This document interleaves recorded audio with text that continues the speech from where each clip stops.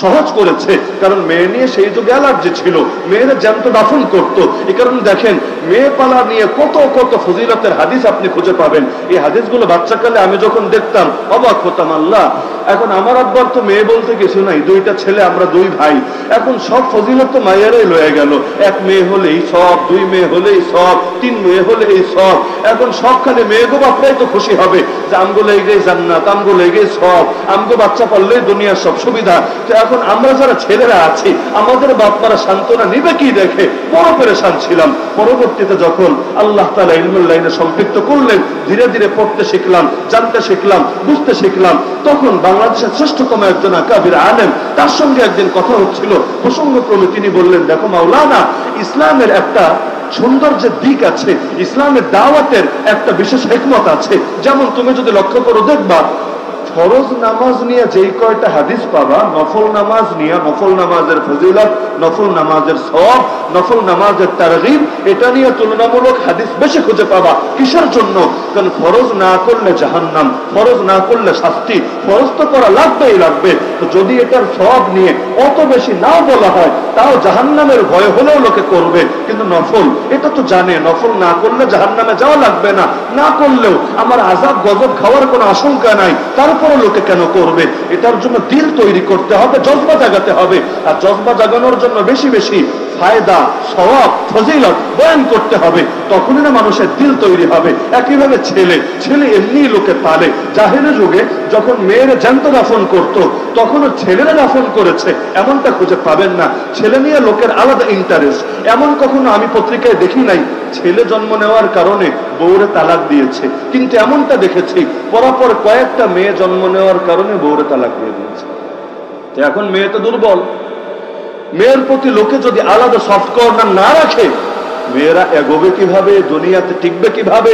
এখনো নারীর ক্ষমতায়ন বলে যত লোকে যত চেঁচামেচি করে, বাস্তবতা তো এটাই, ক্ষমতায়ন নারীর হয় কথা ঠিক, কিন্তু রাস্তাটা পুরুষই করে দেয়, সব কাজ পুরুষ করে দেয়, আর বিনিময়ে তার মুখে তুলে দেয় ফ্রি ফ্রি, সে মহা খুশি হয়ে যায়। পেট তো আমার ভরেছে, যে মুখে তুলে দিল তার তো পেট ভরে নাই, সে এবার মহা খুশি। ক্ষমতায়ন হয়ে আমার উল্টে গেছে, কিন্তু একটাবার চিন্তা করে নাই জিরো থেকে এই পর্যন্ত পুরোটা একক অবদানে হয় নাই, বরঞ্চ পুরোটা বলতে গেলে পুরুষের অবদানই হয়েছে। কি বাস্তব না এমন? যেমন ধরেন আমি আপনার মুখে তুইলা খাওয়াই দিলাম, আমার তো পেট ভরবে না, পেট আপনারই ভরবে, আপনি মহা খুশি।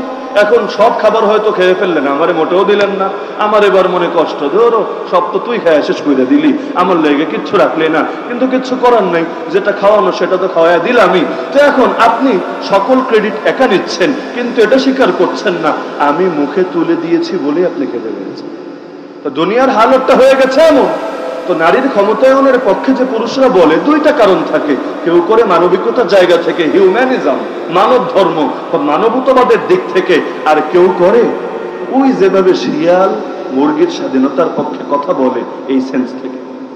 শিয়াল মুরগিরে বোঝায়, দেখলে মুরগি, আমি রাত বিরাতে কি সুন্দর বনে জঙ্গলে ঘুরে বেড়াই, কোনো ঝামেলা নাই, কোনো পরাধীনতা নাই, যখন যা ইচ্ছা যেভাবে ইচ্ছা করি, অথচ দেখ তোর মনিব তোরে কিভাবে পরাধীন বানিয়ে রেখেছে।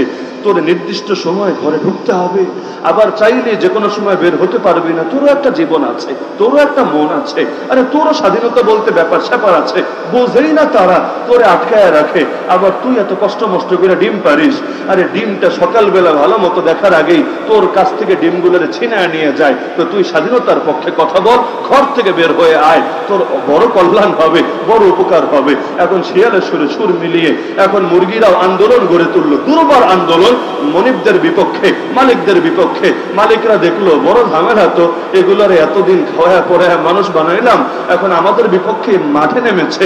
এখন ভাবলো ঠিক আছে, তোদেরকে তোদের মতো ছেড়ে দিলাম, সময় আসলে তখন ঠিকই শিক্ষা হবে, কিন্তু দাঁত পড়ে গেলে দাঁতের মর্ম বুঝে আর কোনো কাজ হবে না।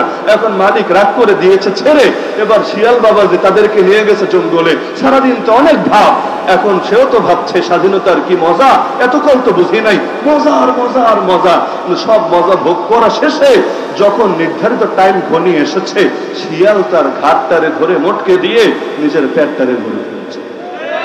তো অনেকে আছে নারী স্বাধীনতার পক্ষে জন্য কথা বলে, সবাই যদি অবরোধ বাসিনী হয়ে থাকে, বেগম রোকেয়ার ভাষায় বললে আর কি, সবাই যদি অবরোধ বাসিনী হয়ে থাকে, ঘর কোনো হয়ে পড়ে থাকে, আমাদের কি হবে? আমাদেরও তো জীবন আছে, আমাদেরও তো মন আছে। আরে বউ তো ঘরে একজন, কিন্তু মন তো আর একজনে খুশি থাকে না। এখন করি কি? আবার এতগুলো বিয়া করলে দায়, এতজনে দায় নেব কিভাবে? মাগনা মাগনা মজা নিতে চায়, দায় নিতে চায় না। বিয়ে আর প্রেমের মধ্যে তো মৌলিক পার্থক্য এখানে। বিয়েতে দায় আছে, দায়। তার যেই সময় যৌবন থাকবে না, সেই সময়ও তার দায় নিজের কাঁধে তুলে রাখবে। যদি সে অসুস্থ হয়েও পড়ে থাকে, যদি দুনিয়া সবার কাছ থেকে বিতাড়িত হয়, তখনও তার খেদমত করতে পারাকে নিজের জন্য গৌরবের বিষয়, নিজের জন্য আনন্দের বিষয় মনে করবে। এই এখন থেকে 3-4 দিন আগে সর্বোচ্চ নরসিংদীর এক এলাকায় মাহফিলে গিয়েছিলাম। এক মুরব্বী জানাচ্ছে, হুজুর, যেই বাসায় আমাদের মেহমানদের আয়োজন ছিল ওই বাসার মুরব্বী, হুজুর, গত 4টা বছর ধরে আমার স্ত্রী বিছানায় পড়ে। 4 বছর ধরে তার খাবার খাওয়ানো বলেন, বাথরুম পরিষ্কার করানো বলেন, সব আমি করে যাচ্ছি, কিন্তু আলহামদুলিল্লাহ আমার দিলের মধ্যে কোনো কষ্ট নাই, বরং আমি আনন্দ অনুভব করছি যে আল্লাহ আমার এই খেদমতের জন্য কবুল করেছে। আমার শুনে চোখের কোণায় পানি চলে আসে যে একজন মানুষ মায়ের সেবা করে এভাবে বর্ণনা দেয়, এমন বহুত দেখেছি। কিন্তু স্ত্রীর সেবা করেও এতটা আনন্দ বোধ করা, গৌরব বোধ করা, এটা তো একমাত্র সেই করবে যার আখিরাতের প্রতি ঈমান আছে, যার উপরে নৈতিক দায় আছে, এবং যে জান্নাতে ভালো কিছু পাওয়ার মতো প্রত্যাশা রাখে অন্তরে। কিন্তু প্রেমের মধ্যে দায়টা তো নাই। দেখেন না বাল্য বিবাহ নিয়ে কত কথা, অথচ বাল্য প্রেম নিয়ে তার 1000 ভাগের 1 ভাগ কথা নাই। তো সব ক্ষতি বাল্য বিবাহে, বাল্য প্রেমে কোনো ক্ষতি নাই। প্রাইমারি স্কুলের মেয়ে, হাই স্কুলের মেয়েও যদি পেটে বাচ্চা নিয়ে ঘুরে বেড়ায়, এরপর ইজ্জত বাঁচানোর জন্য এই বাচ্চাটারে পেটের মধ্যে নষ্ট করতে হয়, এতে কোনো সমাজের ক্ষতি হয় না, এতে শারীরিক কোনো অবনতি হয় না। সকল ক্ষতি আর সকল অবনতি খালি বাল্য বিবাহের মধ্যেই হয়। ধর্ষণ নিয়ে বাংলাদেশে যেই পরিমাণ কথা হয়, অথচ আপনি দেখেন লিভ টুগেদার নিয়ে, জিনা নিয়ে এর 1000 ভাগের 1 ভাগ কথাও হয় না। তার মানে কি মেসেজ দেয়? আজকাল পত্রপত্রিকায় শব্দ একটা লেখে, বৈবাহিক ধর্ষণ। বিয়ে করা বউরে নাকি লোকে করে ধর্ষণ, আর গার্লফ্রেন্ড নিয়ে বিএফ, সিএফ, বেস্ট ফ্রেন্ড, আরো কত রকম ফ্রেন্ড বের হয়েছে, just friend, best friend, boyfriend, নামও আমি সব জানি না, মাঝে মধ্যে পত্রপত্রিকায় দেখি। এদের আবার এক একজনের জন্য নাকি এক এক ভাগ। বয়ফ্রেন্ড কি করবে তার আলাদা হক আছে, জাস্ট ফ্রেন্ড কি করবে তার আলাদা হক আছে। প্রত্যেকের হক সুনির্ধারিত, সে সেটাকে লঙ্ঘন করতে পারবে না। তো সবার সকল হক আদায় করবে, এতে কোনো সমস্যার কিছু হবে না। খালি যদি 5 বছর পর এসে একটা মামলা ঠুকে দেয়, আমার লোভ দেখিয়েছিল, প্রলোভন দিয়েছিল, বলেছিল বিয়ে করে সঙ্গিনী বানাবে, কিন্তু বিয়েটা তো আর করলো না, তাহলে আর প্রমাণও লাগে না, এটার পক্ষে ডকুমেন্টও দেখাতে হয় না, খালি মামলা ঠুকতে দেরি হয়, জেলে যেতে অনেক সময় দেরি হয় না। তো এখন সব অপরাধ ধর্ষণের আর জিনা, লিভ টুগেদার, এগুলো সব ধোয়া তুলসী পাতা। বিয়ের প্রলোভন দিয়ে বিয়ে করে নাই, মহাকবিরা গুনাহ করে ফেলেছে। আর এতকাল যে খাট কাঁপিয়েছে, এটাতে কোনো গুনাহ হয় নাই, বড় সবের কাম করেছে। আবার বিচার নিয়ে গেলে বলবে, আরে ছেলে পেলে এই বয়সে একটু একটু করতে পারে, আমরাও কত কিছু করছি, এই বয়সের পোলাপান বয়স হলে সব ঠিক হয়ে যাবে। নাউযুবিল্লাহ। তো বলছিলাম, মেয়ে হলে লোকের যেহেতু অ্যালার্জি আলাদা করে, এই কারণে মেয়ে নিয়ে বেশি করে তারগিব দেওয়া হয়েছে। উদ্দেশ্য এটা না ছেলে পালার কোনো ফজিলত নাই, বরঞ্চ ছেলে পালা নিয়ে সকলের দিল তার থেকে তৈরি হয়ে আছে, এজন্য এত লম্বা করে না বললেও চলে। তো বলছিলাম, সেই জামানায় আবু লাহাব চাইলে তো সুযোগটারে কাজে লাগাতে পারত, কিন্তু লাগাতে পেরেছিল কেন? উপর থেকে ফয়সালা না হলে জমিনে কখনোই কোনো কিছু বাস্তবায়িত হয় না। ওমা তাশাউনা ইল্লা আন ইয়াশা আল্লাহ। আল্লাহ তাআলা ফয়সালা করেছেন বলেই আজকে দুনিয়াতে আমরা মাজলুম। আল্লাহ অতীতে ফয়সালা করেছিলেন বলেই দুনিয়ার মধ্যে আমরা ছিলাম সুপার পাওয়ার। কোনো কিছুর ফয়সালা আমেরিকার টেবিলে হয় না, কোনো কিছুর ফয়সালা জাতিসংঘের দ্বারা হয় না, কোনো কিছুর ফয়সালা নরেন্দ্র মোদী বা নেতানিয়াহুর কলমে হয় না। সব ফয়সালা একজনের থেকেই হয়, নাম তার আল্লাহ। সে আল্লাহর ফয়সালাই দুনিয়ায় আমরা ইজ্জত পাই, সে আল্লাহর ফয়সালাই দুনিয়ায় আমরা জিল্লতের শিকার হই। কিন্তু কেন? ওমর রাদিয়াল্লাহু আনহু বলেছিলেন, শোনো, নাহনু কওমুন আ'আজ্জানাল্লাহু বিল ইসলাম, আমরা সেই জাতি যাদেরকে আল্লাহ ইসলামের বরকতে সম্মানিত করেছেন। ফাইদা বাতাগাইনাল ইজ্জাতা ফি গায়রিহি আযাল্লানাল্লাহ। এখন ইসলাম ছেড়ে অন্য যেখানে ইজ্জত তালাশ করি না কেন, ইজ্জত পাবো না। উল্টো যিনি ইজ্জত দিয়েছিলেন তিনি আবার জিল্লতির জিন্দেগিতে আমাদেরকে ফিরিয়ে দেন। তো বলছিলাম উহুদ যুদ্ধের কথা, মনে আছে তো? মুসলমান হেরেছিল কেন? বদরে জিতেছিল কেন? 1 বছরের ব্যবধানে জয় পরাজয় হলো কেন? আল্লাহ অনেকগুলো কারণ বলেছেন, এর মধ্যে একটা কারণ তোমাদের ঈমানকে পরীক্ষা করার জন্য বিপদে ঈমানের ভালো পরীক্ষা হয়। এই কারণে সহিহ হাদিসে আছে ইউবতালার রাজুল আলা হাসাবি দীনিহি, মানুষের উপর পরীক্ষা আসে তার দ্বীনদারি, তার ঈমান অনুপাতে। এই কারণে কেউ যখন ট্রোল করে অমুক অমুক হুজুর হিকমত বুঝতো না, কিভাবে কথা বলতে হয় টেকনিক জানা ছিল না, এজন্য বছরের পর বছর ধরে জেলখানায় পড়ে আছে, এমনকি এত চেষ্টা করে বের করা যাচ্ছে না, জানুয়ারির আগে বের হবে না, এই ফয়সালা ইতিমধ্যে ঘোষিত হয়ে গেছে। এটা তো ওদের দোষ, এটা তো ওদের ব্যর্থতা, এটা তো ওদের দুর্বলতা। কি দরকার ছিল এত কথা বলার, কি দরকার ছিল সাব গ্রেনেড হয়ে যাওয়ার? এখন কথা বলেছে, কিছু না কিছু শিক্ষা তো হওয়াই দরকার। আর আমরা বলি নাই সুতরাং নিরাপদ আছি, আমরা হিকমত বুঝি তাই আমরা নিরাপদ আছি। টিটকারি মেরে বলে তোরা বিষ খেয়েছিস, তোরাই তো মরবি, আমরা বিষ খাই নাই, আমরা মরব। অথচ একটাবার চিন্তা করে, আরে আফসোস কার করা দরকার ছিল? যে মজলুম হয় তার আফসোস করার কিছু নয়। দুনিয়ার সকল নবীরা মজলুম, সাহাবীরা মজলুম, উম্মতের ইমামরা মজলুম, উম্মতের নেতৃত্ব যারা দিয়েছেন তারা ছিলেন মজলুম।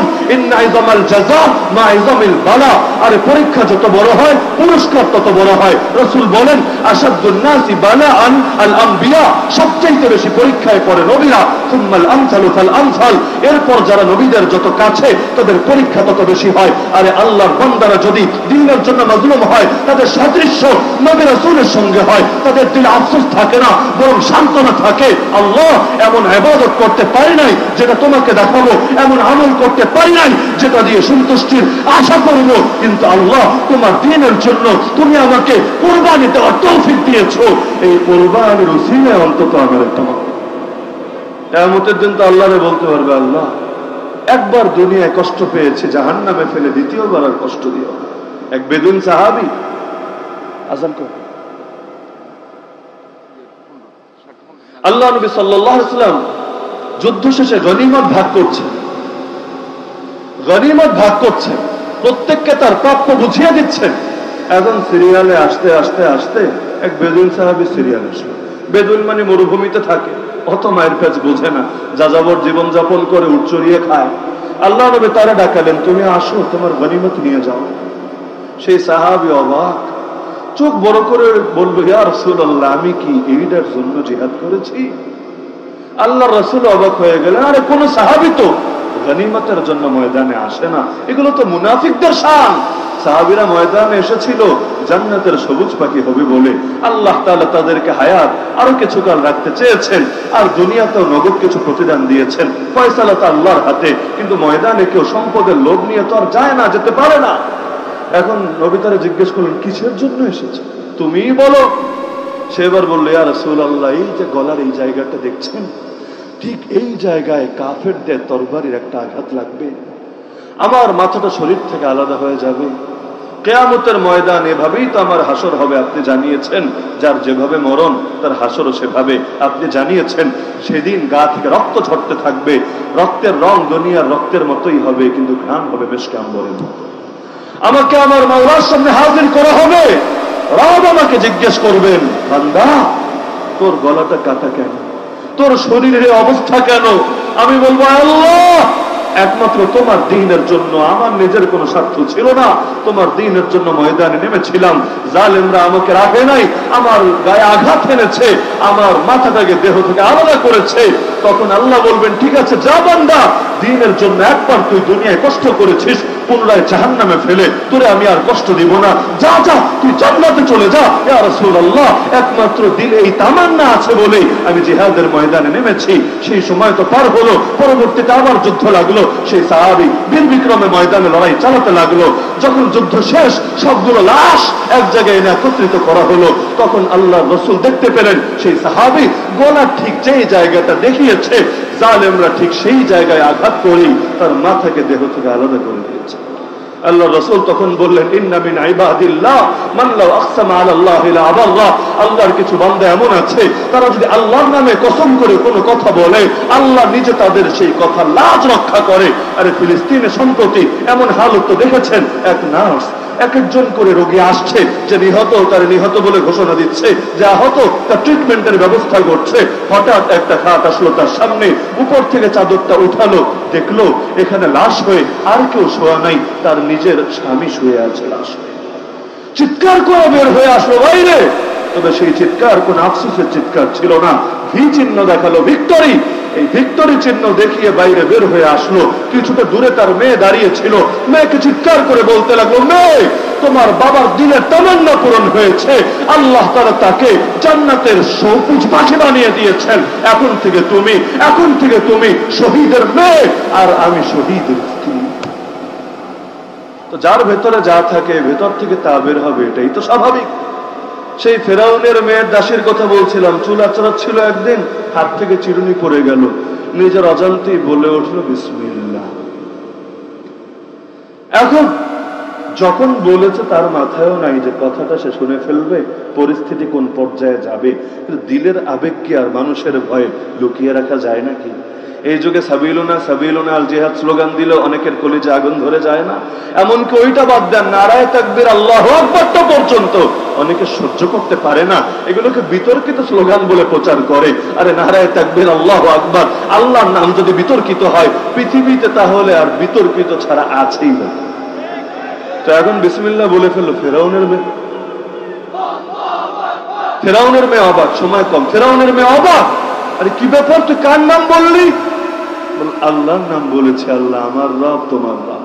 ধরা তো খেয়ে গেছে, এখন আর লুকোচুরি করার কি আছে? যেটা হক সেটা বলে দিবে, তকদিরে যা আছে তাই হবে।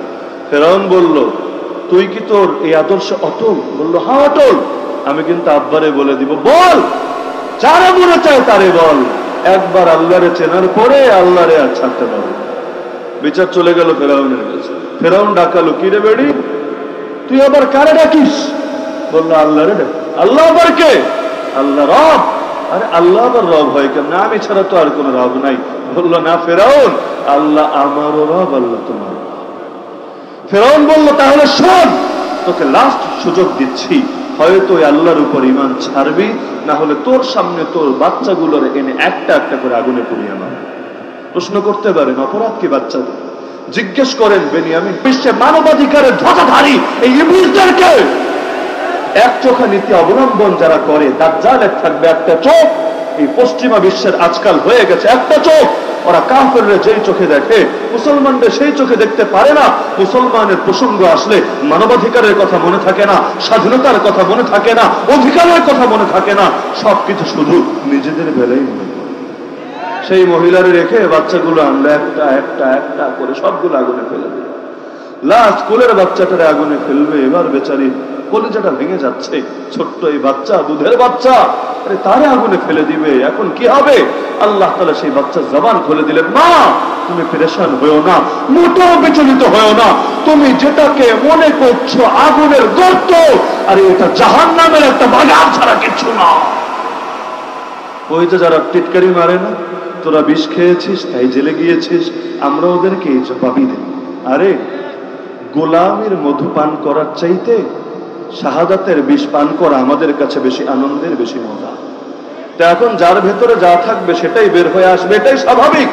আল্লাহ রাসূল সাল্লাল্লাহু আলাইহি ওয়াসাল্লাম বলেছিলেন, শোনো, মারলে মেরে ফেলো, কিন্তু যতদিন বেঁচে আছি ততদিন এই লড়াই আমি চালিয়ে যাব। হয়তো শরিয়া, নয়তো শাহাদাত, হয়তো আল্লাহ তার দিনকে জিন্দা করবেন, নতুবা আমি মুর্দা হব।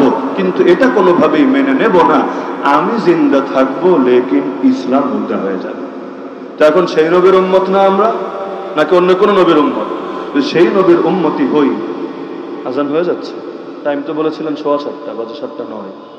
একুরেট টাইম বললে না সুবিধা হয়, তাহলে এটা পরে। তো এখন সেই নবীর উম্মত যেহেতু, এখন আমাদের করণীয় কি জানেন? সেই নবীর মতকেই বানাতে হবে আমাদের মত, সেই নবীর পথকেই বানাতে হবে আমাদের পথ, সেই নবীর লক্ষ্য উদ্দেশ্য, তার মিশন এবং ভিশনকেই বানাতে হবে নিজেদের লক্ষ্য উদ্দেশ্য, মিশন এবং ভিশন। যদি এটা বাদ দিয়ে সেই নবীর নাম বেচেও বহুত ধান্দা করেন, দুনিয়ায় ধান্দাই হবে, কিন্তু নবী প্রেমের দাবি কোনোদিনও পূরণ হবে না। আমাদের অনেক আকাবিরা লিখে গেছেন, ফতোয়া স্পষ্ট, যে ভিক্ষুকরা সালাম দেয় না, আসসালামু আলাইকুম ওয়া রাহমাতুল্লাহ, এক নেকিও পাবে। বলবেন কিসের জন্য? সালাম দিতে হয় সুন্নাত হিসাবে, সালাম দিতে হয় দোয়া হিসাবে। তোমার উপর শান্তি বর্ষিত হোক, আল্লাহর রহমত বর্ষিত হোক। তারা সালাম ব্যবহার করে ধান্ধার জন্য, সেখানে সালামের নিয়ত থাকে না, সুন্নতের নিয়ত থাকে না, নিয়ত থাকে একটু টেহা দিয়ে আসে। তো এখন তারা আল্লাহর নামও তো ব্যবহার করে, আল্লাহ আল্লাহর ওয়াস্তে আমার আল্লাহ নবীজির নাম দিল করো দান, এই যে কথাগুলো বলে, আরে যেই কয়বার আল্লাহর নাম জপে, জিকিরের নিয়তে জপতো এক একটা যুগের হাসান বসরি হয়ে যায়। কিন্তু আল্লাহর নাম ওরা মুখে নেয় 2 টাকার জন্য, 1 কয়েনের জন্য আল্লাহর নাম তার এত সস্তা বানিয়ে ফেলেছে, 5 টাকার বিনিময়ে আল্লাহর নাম তার বিক্রি করে দিয়েছে। নামের উচ্চারণ তো বহুত হয়, কামের কাম কিচ্ছু হয় না। এই দেশের ভণ্ডদের হালত তো এমন, এসকে রাসূলের নাম যেই কয়বার বলে, আরে বাস্তবে যদি ওদের দিলে নবী প্রেম এরকম থাকতো, এতদিনে আল্লাহর জমিন, আল্লাহর দিন, এই রাসূলের আনিত দিন জিন্দা হয়ে যেত। কিন্তু দিন জিন্দা হলেই ওদের কি, দিন মুর্দা হলেই ওদের কি। উল্টো দিন বিজয়ের কাফেলা যারা, ওদেরকে ওরা টিটকারি মারে, জঙ্গি মারে। আর ওদের সকল নবী প্রেম লুকিয়ে থাকে জিলাপি আর হালুয়ার ডিব্বা। জিলাপি না দেখলে ওদের মিলাদও আসে না, কিয়ামও আসে না। আরে যদি ভালো মতো তদারকের ব্যবস্থা না করা হয়, তাহলে কোনো কিছু তো ওদের চেতনাই আর জাগ্রত হবে। এইভাবে নাকি আল্লাহ রসুলের দিন দুনিয়াতে জিন্দা হবে? নিজেদেরকে দাবি করবে হুসাইনি, অন্যদেরকে গালি দেবে ইয়াজিদি। আরে হুসাইন রাদিয়াল্লাহু আনহু শহীদ হয়েছিলেন, কথা সত্য, কেন হয়েছে?